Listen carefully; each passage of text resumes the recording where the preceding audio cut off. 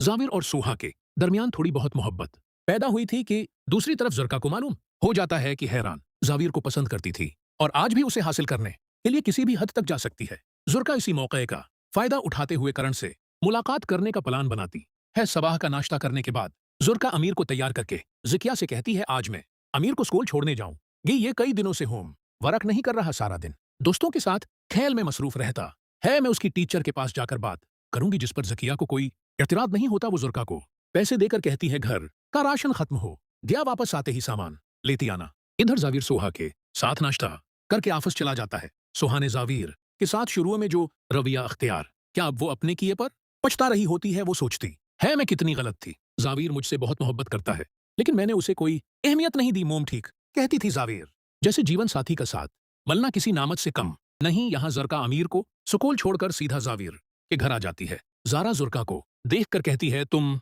यहाँ क्या करने आई हो? कोई काम था? जिस पर जुर्का जारा से कहती है, मुझे करण से बात करनी है, आप उसे बुला दें। ये सुनकर जारा जुर्का से कहती है, करण को तुम कैसे जानती हो? क्या ताल्लुक है तुम्हारा उसके साथ?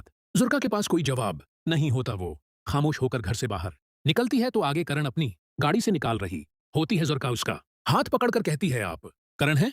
मैं आपको अच्छे से जानती हूँ और मुझे ये भी मालूम है आप जाविर को पसंद करती हैं। अगर आप सुहा को रास्ते से हटाना चाहती हैं तो इस काम में मैं आपकी हेल्प करने के लिए तैयार हूं।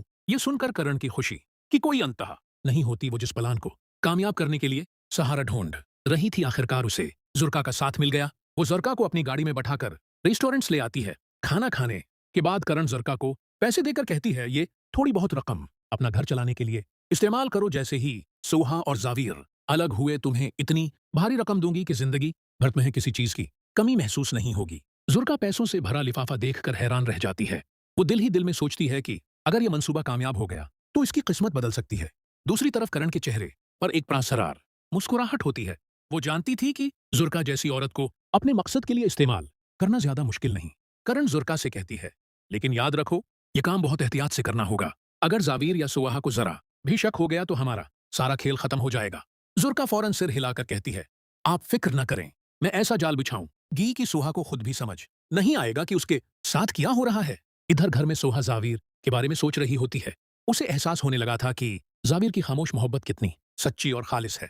वो फैसला करती है कि आज शाम जाविर के लिए उसकी पसंद का खाना बनाएगी और अपने रवैये पर उससे माफी भी मांगेगी। लेकिन उसे नहीं मालूम था कि उसकी खुशियों को नजर लग चुकी है और कुछ लोग उनके रिश्ते को तबाह करने की साजिश में मसरूफ हैं। दूसरी तरफ करण और जुर्का एक नया मंसूबा बनाती हैं।